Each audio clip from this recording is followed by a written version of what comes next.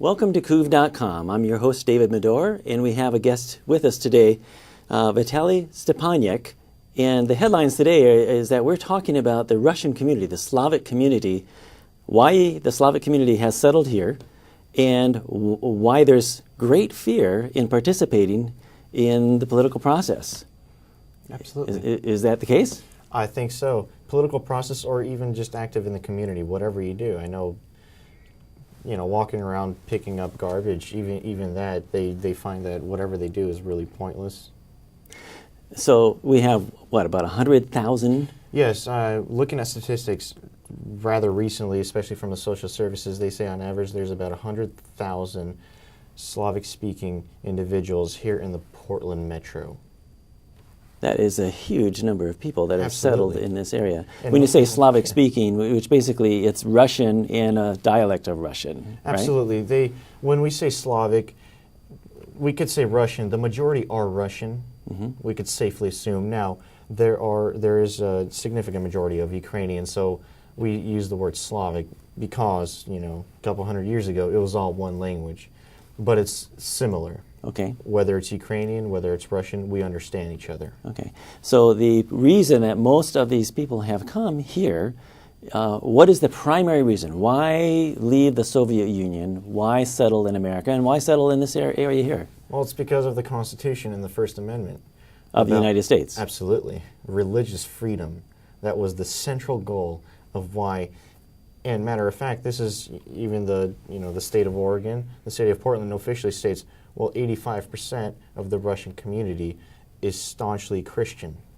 They belong to a religious group that's very conservative or very strict. It sounds like we're talking about the pioneers again, the pilgrims. The main reason why most of these people have come is for religious freedom. Absolutely, to be exhilarated from the pressure that they had, the Soviet or communist pressure in the Soviet Union. And even though, yes, after Gorbachev we had glasnost or openness, even after that, there was severe hostility towards Christian groups. And to this day there still are. So even when the laws were relaxed in the Soviet Union, they wanted out. I mean, they were tired of it. 100 years was enough, thousands, millions of murders. It was just too much. So if you had any kind of religion in the Soviet Union, especially if you were a Christian, yes, what would be the fear? How likely is it that you would be made a target and your life would be taken? Very likely. For example, we never had churches in the Soviet Union until about the 1980s. And the fact is that when most or everybody who was religious, when they came together, whether it was Saturday or whether it was a Sunday, they only met in houses. On top of that, to get to this house, now imagine a block, maybe 2 blocks, and the church, which was technically a house, was 2 blocks away. Okay. If I lived 2 blocks away from this church, I would walk to this church for about an hour, and I would take every single road I saw, because I would fear for my life that somebody like the KGB would spot me, knew that I was a Christian, would follow me, would come into the church and kill everybody. And that's essentially what happened. If the Christians were found, they were killed. They were punished severely. They were sent to camps. So just to get to church, to walk to church that was 2 minutes away, you had to walk 1 hour. That's how severe it was. Lose a tail. Absolutely. So you weren't followed. You would go every which way in order to see who's following you and get there safely. Absolutely. How would you know where to meet? I mean, well, every other week they often change. You never met at the same place for more than 1 week, unless you had to. But still, they would word would spread around. Or I guess at the starting of right when the service was over, they would say next week I'll meet there and here or there. But it was very secretive, and they only met in small groups. Not more than 10, 15 people. This wasn't official. And even when the time came that they allowed churches, they actually allowed churches. The churches were controlled completely by the communists, and the only religion really that was allowed was the Baptist Church, and essentially, the pastor of the church would have to report every single new member. They would say Today this person came, today this person came. I mean, every little detail, every little movement was controlled by the communist regimes, by the Soviet Union. If it was an official pastor of the official Yes, church. but that came around way later.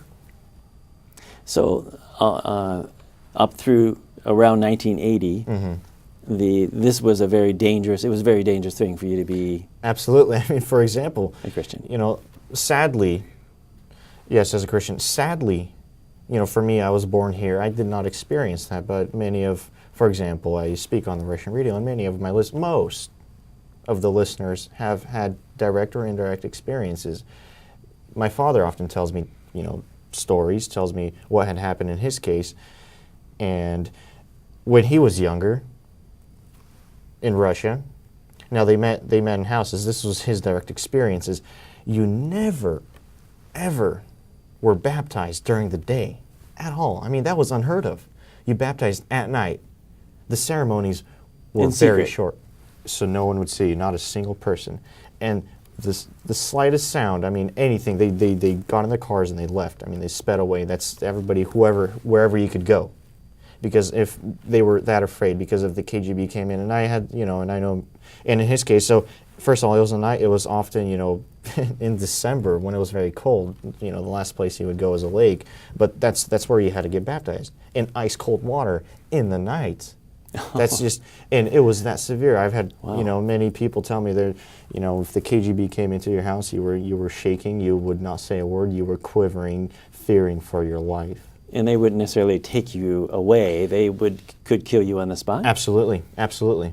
Very often they would take him. Many of the mothers were worried. Well, you know, he never returned, and there's so many stories of that. Often, yes, if it got very severe, there was times where they just wiped out. I mean, they just killed people, killed civilians, just went through. Very often, you know, this person would disappear. You just never heard of him again. How many situations of that where the father was gone? He's not gone. If he did not come home that day, you'll never see him again. That was the general. Life. Yes.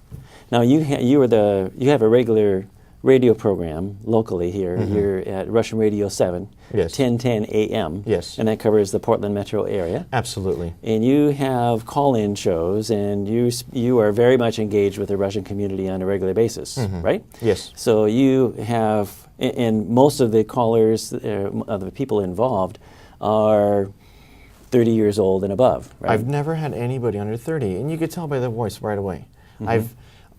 I guess, you know, young people don't care. I mean, it's sad, but they don't care. Most of them are those who've had direct or indirect experiences of the Soviet Union, of communism, and still know the significance of what it takes, you know, to be politically active. So the younger generation hasn't experienced that lifestyle. They have the fear. Absolutely. I mean, so apathy can happen. Yes, I so haven't let's talk about the generation that has experienced it. So many of these have come from the Soviet Union and experienced that fear, not just fear, it's really a real threat here. So it's not just in the religious community or religious that persecution, but also any kind of political involvement, right? Absolutely. I mean, you were not allowed to be involved politically. It was completely rigged and controlled. After all, you know, the Communist Party won 90% of the vote. Most people didn't even come. But it was for religious reasons. And most, I have not met a single person who came here.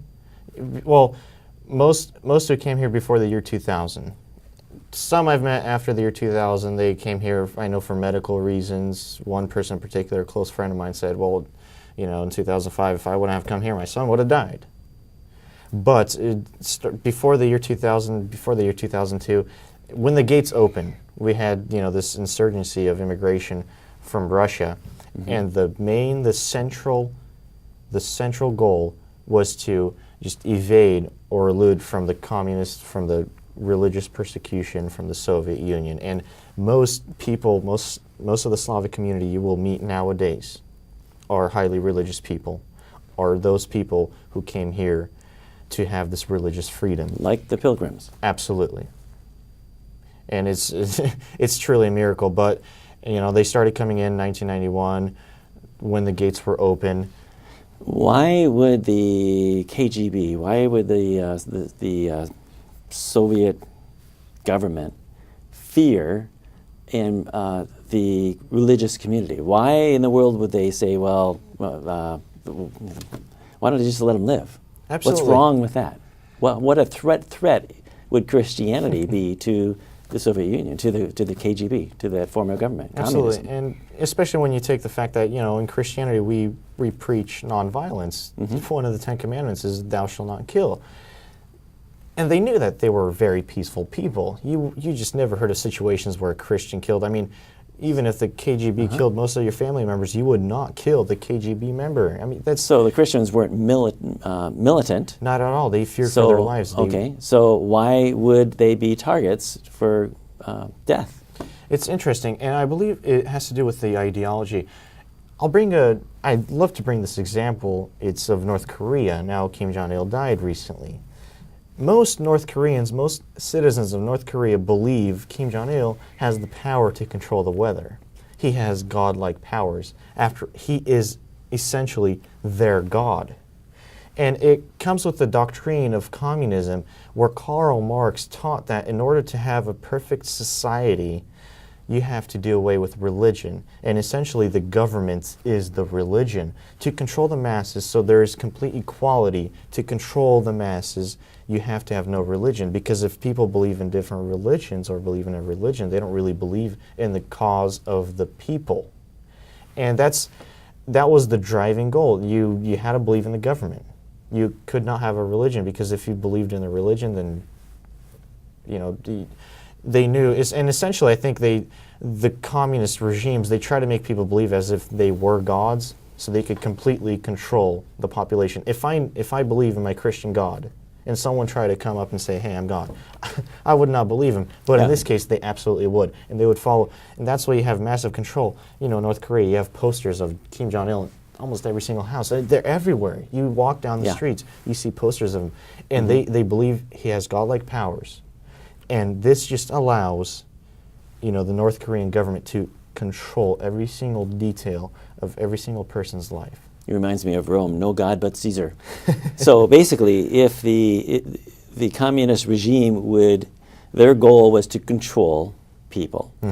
And if someone was to look at get a hold of the Bible and say, hey, government's not God, God is God, and authority comes from him, not from the state. And so you got this authority challenge. You've got freedom, independence, and I look at the U.S. Constitution here, and you look at the Declaration of Independence, and it's the communist regime turned on its head. There, it's a state top-down government. We control you. And here, it's we the people. The government is actually our servant. So have many in the Russian-speaking community got that? Do they understand that? I believe so. I mean, obviously, because we could meet anytime, at any time during the week, we could always go to church. And we, often I hear in sermons, and it's repeated over and over again, God blessed us, we have this freedom where we don't, and often, very often in sermons from older generations, they will recite the words, we are not persecuted anymore. We are blessed with this time where we have no persecution, and we should use this time very wisely and thank God. One thing I wanted to mention, you said Bible. It's a fun fact, I guess. But most Bibles were handwritten in the Soviet Union. Hand copied? Absolutely. You sat down, and if you had a Bible, it was not print. Very rarely did we receive printed Bibles. What would happen if you were caught with a Bible? They were burned right away. They were taken and burned. And what about your life? Well, your life was burned too, I believe so. And that's most often what happened. And it's just, handwritten Bibles. That's how severe it was. And people would literally sit all day just to write out, verse page by page by page. The Bible could have been easily taken away if you were caught with the Bible. Now, again, going back to North Korea in 2009, a woman was killed because she spread Bibles around. She gave out Bibles, and this was public persecution. So, and that's essentially what happened under the Soviet Union. If they found out you were Christian, you were locked away. You were never seen again. Either you were sent into Siberia, such as in the case of my grandfather. He was sent to Siberia. That's also where my mother was born. She was born in a camp, strictly because he was Christian. And he was more of the lucky ones. He wasn't murdered. So the normal community here, Russian-speaking community, they enjoy religious freedom here. They're open and honest, or they don't feel like they need to hide that at all. And they don't. What about their political views? What about their participation in the political process? Here it gets disappointing. Now, in the Soviet Union, the party was rigged, and there's no doubt about that. Elections were just simply a corrupt Elections exercise. It was a joke, to make it look like there was some sort of democracy, but it was a pure joke. I mean, you had no choice of choosing who the leader would be. Everybody basically knew that? Absolutely. Every single person. There was no doubt about that. They did, and that's why, they didn't care. And touching up on their mindset when they moved to America, they too have a very similar mindset. They say all government is the same. So that's still carried over here. They Yes. feel like the elections here are rigged. What's the point? What's in participating? Because there it was a joke, and here there must be some manipulation going on there. It doesn't really make a difference. Yes, and many say absolute manipulation. I say even at the local level. Some say even at the local level. They say, well, the president's a puppet. If the puppet masters, often they say the Freemasons, if they like to control, if they dislike the president, then they will put a new president in. Everything is controlled. They can't do anything without those who have all the money and all the power. So it's not the president controlling, it's not the president who's chief executive, someone else. It's very powerful people controlling the president. Many, if not most, think that. Everything is controlled. And it's a very difficult mindset, but they say, if these people are so evil, and they say, well, they're atheists and they hate Christians, but then why do we have such a, strong Christian backbone? Why do we see such strong Christian candidates? Why are we allowed to enjoy these freedoms to basically do whatever we want? Mm-hmm. So that's the baggage that they've inherited. That's the way they've experienced life. So there's many things yet to be unlearned. Because their votes do count here. They Absolutely. can speak up. So the process of them participating is still a challenge. Are they coming around? I mean, you have this regular I do conversation see a with them on the radio, right? I do see a movement. It's funny, but one of the things I've noticed is many people think I will be killed for what I say. I obviously have my own political viewpoints, and sometimes I say, well, it's been 4 years, Obama, you need to retire. And they literally fear that I will be murdered for what I just said. Now, it's not that, there's no profanity or involved. No, it's just purely such a statement as your time is up. So if you challenge, in the Soviet Union, if you said something evil or something Yes. derogatory, uncomplimentary about the authorities there, your life would be in danger. You were never seen of or heard of again. And here, that carryover, that expectation is still there. Absolutely. And yet you've been very politically involved, and Yes. and you can say things positive and negative about the president or Congress Yes. or whatever, and they feel like, man, you're either very foolish or you're very courageous. Essentially, that's what it is. Or both. Some encourage me. Others are like, well, you really need to watch it. Why just, one person in particular says, why don't you just go bake? See, I like baking. There's like, well, just make a career out of baking. I said, Baking? You mean baking? I'm saying cakes. I love doing cheesecake. I love cheesecakes and I love baking cheesecakes. Many people like my cheesecakes, but I have a vision. We have power and our votes count, and this is, especially 2016, one of the most important elections ever, and one of the last elections, I believe, where we especially the Russian community as Christians can make a difference. You mean 2012? 2012. My apologies. I watched the movie 2016 and I get those two dates mixed up. So yeah, I want to ask you about that. But right now we are in the middle of an election. Yes. How many of the Russian community, what the percentage are registered to vote and actually expected to vote in this election so far? That would be difficult to say. I would say half, because I've met quite a lot of people that are registered. Personally, I know people, and I ask them, are you registered? They say yes. I say, really? Have you ever voted? No. I say, but your vote means so much, especially at the local level. Okay, fine. Don't mention the presidential candidates. Don't mention their race if you think it's insignificant. But really, 10,000 people voting in the local elections, and you say your vote does not count and it's rigged. And I do get upset because they say, well, even those that are registered. But I would safely assume that about half, maybe less than half, but still a significant amount of our Slavic people, of our Slavic citizens in Portland and Oregon, are registered to vote. So one of your missions is to try to help them understand their participation is needed. It is important. It does make a difference, and you're helping to get them registered. And it's working. August primaries, August 7th. I personally had about 15 people call me saying, what can you tell me about this candidate? What can you tell me about this candidate? And literally 30 minutes before it was 7 o'clock, someone's, he's driving in the car. He's like, I'm driving right now, but I'm still filling this out because I know this is important. And you can tell most of these people never voted before, though they were registered. Obviously, if they received the papers. So about 12 to 14 people called me hours before the elections, before 7 o'clock. And I saw this movement. This is something that's never happened before.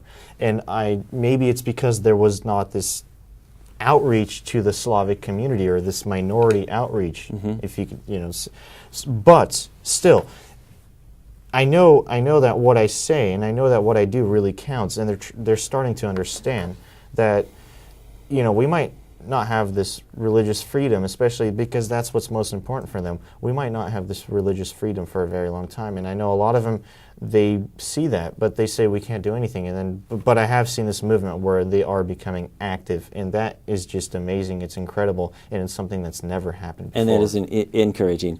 Now, this whole community has lived under socialism in the Soviet Union all this time. Yes. And so you have first-hand experience with socialism, and the experience here, you see the United States in many ways moving towards socialism.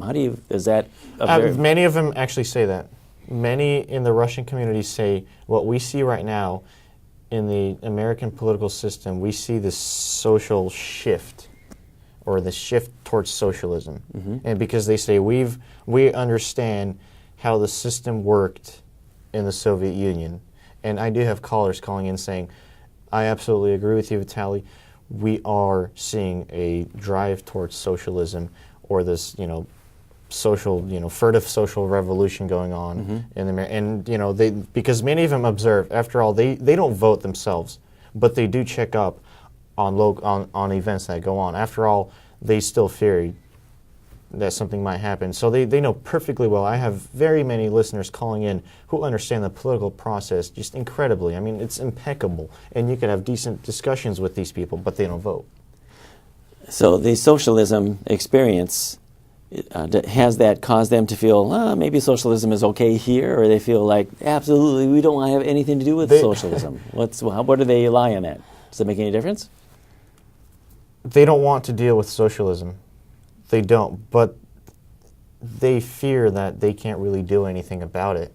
I mean, if you consider the fact that many of them actually like, to a certain extent, they feel that this socialism is, they have a mindset that this socialism is different from the socialism that occurred in the Soviet Union. Is it? I would, if you look at Greece and Italy, I think there's, that says otherwise, but still, the problem is that now this is a fact, more than 80% of minorities or immigrants in America use some sort of federal or government benefit. And essentially, you're battling between, and I understand many of them have big families, but essentially you're battling between, well, should I accept, these benefits for free, or should I reject these benefits because they're socialistic? But many of them say, well, with these nice times, I guess this socialism is more neutral towards us, and there's no bad to it, there's no evil to it. And how do you feel about it? I think if the clearest example is Greece. Sadly, many maybe don't even know the situation in Greece, but obviously Greece is bankrupt. On top of being forgiven billions, hundreds of billions of dollars, they still have a lot of anger because people were living not within their means. And it was, very socialistic policies where you had every benefit you wanted. And this is I guess a socialistic utopia where you essentially have everything you want. But the government had to go into debt to pay for these benefits, to give these benefits to the citizens of Greece. They had to borrow money, massive amounts of money, which they knew they would never pay back, which essentially is impossible to pay back. They will never make enough money to pay back. And then it all went down. It all went south. Greece went bankrupt. Sure. So every experiment in socialism is only a temporary experiment, because you can draw from all the resources that were non-socialism up to that point, yes, and then consume all those, and eventually they run out of other people's money, and then you end up with a collapse. Essentially, that's the biggest problem. And the saddest part is, though, I mean, we know exactly which party targets the immigrants in particular and tries to give them these benefits. Now, it's not that we're against benefits, but it really impacts them in particular and causes them to be neutral towards voting because, Sure. life is just too well. Yeah, if you can get on the dole, you're on the receiving end of socialism, then you feel, hey, socialism's good. But you're also contributing to the downfall of the nation. You're basically accelerating a point where there's going to be a day of reckoning. The money's going to run out. Yes. And there will be a collapse, or they'll have to somehow have this very painful experience to get back on track and try to repay that. It's called austerity, and people hate it. And what's interesting now, what this comes down, and I mean, every single person could relate to this with day-to-day experiences. If everything is good, we don't want to change that. Why, if I'm living the good life, very often it could be through whether it's food stamps or various, dependencies on the government, why would I want to limit, my well-being? You could put it that way. Why would I make myself worse off? Yes, I mean, why stop the free stuff? And many people actually tell me it's stressful, but many people have told me, well, while it's free, why not use it? I say, well, you don't understand.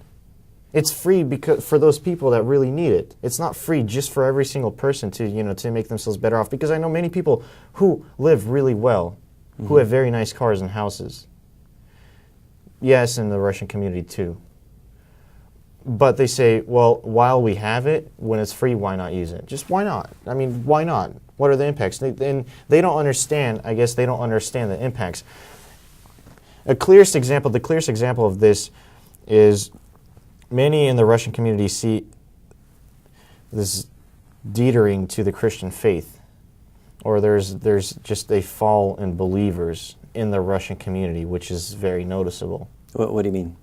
As in, many of the children, many of the offspring don't really care about going to church, don't really care about God, and are very neutral. They're very lukewarm in their faith to the point where they just don't care.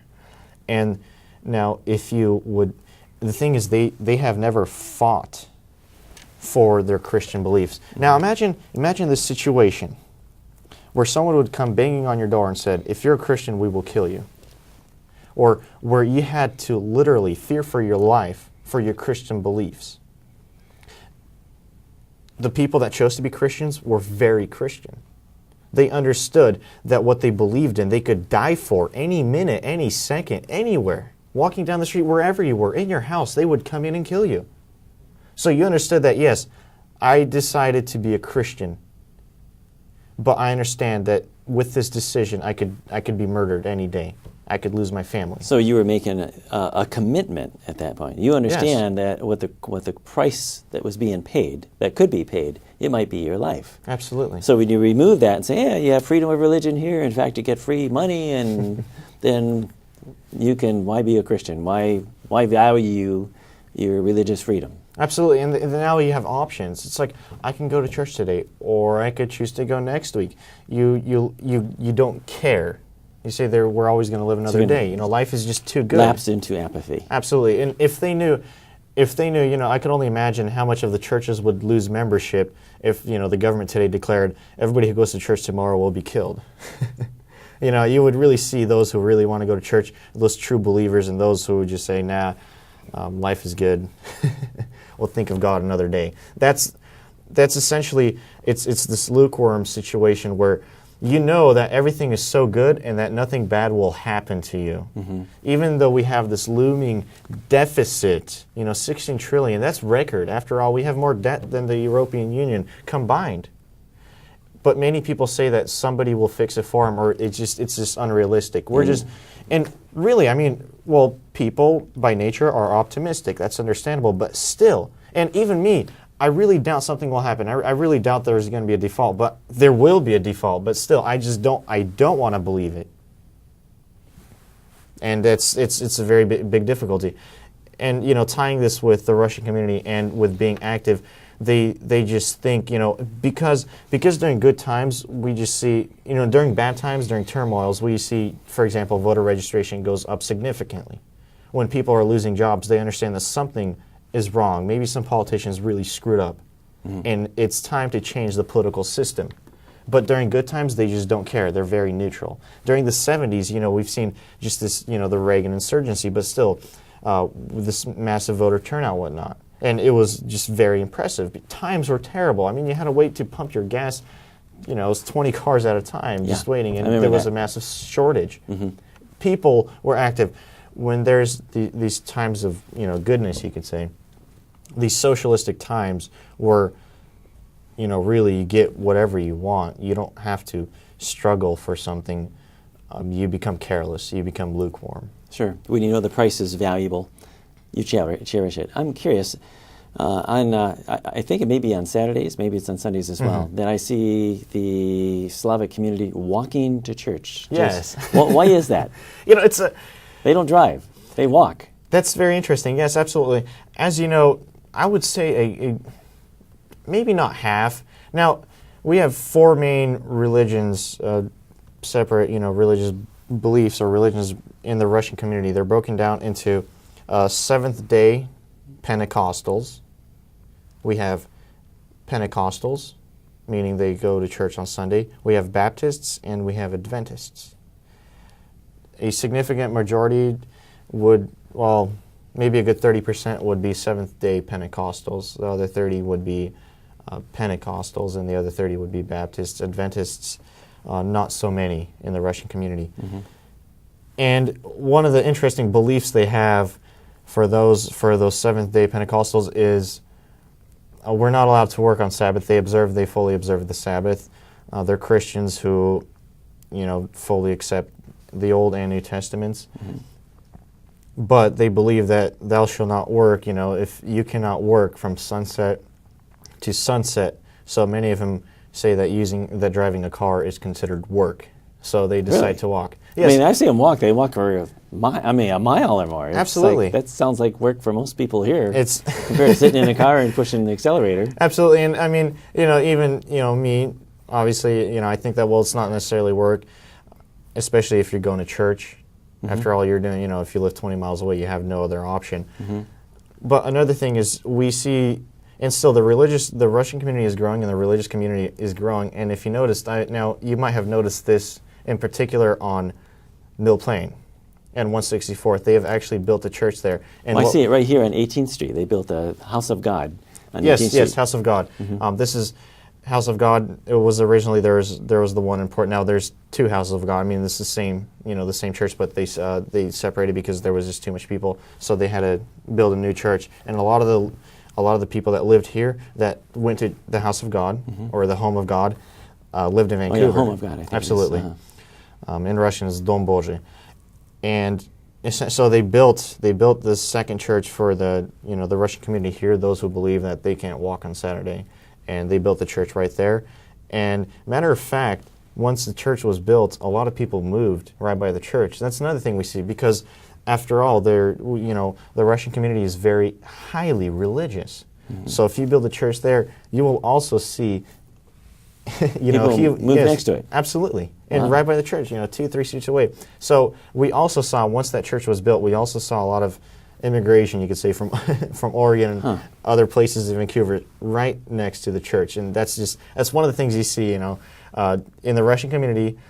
you have often where there's a church, you will find about 100 or more, Russians living very close by, 2-3 blocks away. Okay, interesting. So if you were to give any kind of an encouragement to the Slavic community, what would it be? Be active. Your votes count. I mean, honestly, and that's what's most important. Many of them don't understand that. They're slowly starting to understand, and luckily for those, but everything we do really counts, especially when it comes down to the local level. And this all began with referendum 74, and it counts. It really does. If it didn't count, then we would have these issues. We wouldn't even have these issues. It would just, everything would be controlled. I mean, we wouldn't. I don't think Christianity would be even allowed. So if people want to find out more, you have a website. I do. I started recently now. I'm not much of a graphic designer, web designer, but it's SlavicNW.com. No, Slavic Northwest, because after all, most of the Russians in America do live in the Northwest, whether it's Oregon, California, or Washington. So Slavic Northwest, SlavicNW.com. Okay, so SlavicNW.com. Absolutely. And you also have a radio station here. It's on AM 1010. KOOR 1010 AM. KOOR? Yes. 1010 AM. So if people want to be able to tune into that. Also, so your program is on when? Well, it's Monday through Thursday from 12 to 1. I talk about the news. I talk about politics. Politics. That's what it is. Okay, so you have call-in show. Yes, absolutely. I often what happens is I say this news, hey, look what happened here and there. I say my commentary, obviously, I think this and that. I often give a historic, because I myself really love history, I often like to explain in depth an incident. Well, this happened because of this and that. There are similar incidences, even about what happened recently in in New York, with the churches not being allowed to, gather in schools. Well, obviously after the judge said no, actually you can. But and I really just build up. Bring all the examples from this state, just similar incidences, and then people call and they say, well, I think this and that. And so they could understand that, first of all, their opinions count, but that just everything they do really matters. Okay. And if to help get people registered, you have translated the voter registration process. You've got papers that you copy, yes, and you put them into the hands of the pastors of these churches, yes, so that if people want to be able to register to vote, they can go to their churches, and they should be already equipped with the papers to be able to help them register. And they have the voter registration process. That window is going to close here pretty soon. October 8th is the last day to register. I believe last day to register online, but very online. Soon. Yes. And after that, if they want to register, they can actually go down to the elections office and register in person up to a few days before the election. Absolutely. Yes, about 3-4 days. And now, why in particular I began the method of issuing voter registration papers, the biggest problem is many do not have a computer. Obviously there's a lot of, from a Christian viewpoint, there's a lot of sin, whether it be pornography, whatnot, and parents try to shield, in this case in particular, pornography from their children, so they just refuse to have computers. That obviously, in the state of Washington, you could register online, but if you don't have a computer, you can't really access the registration papers, and you can't register. You could always go to the DMV. So I'm with the other, method I'm implementing, and that was because a radio caller called in. She says, I support you. I want more people registered. This is very important.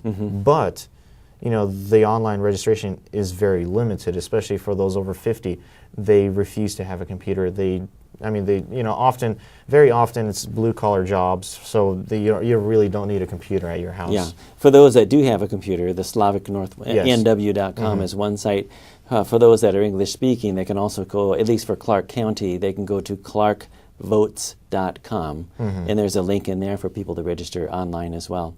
Okay. Otherwise, after that October 8th date, then they can go down to the elections office, and hopefully they will register. Hopefully they will get involved.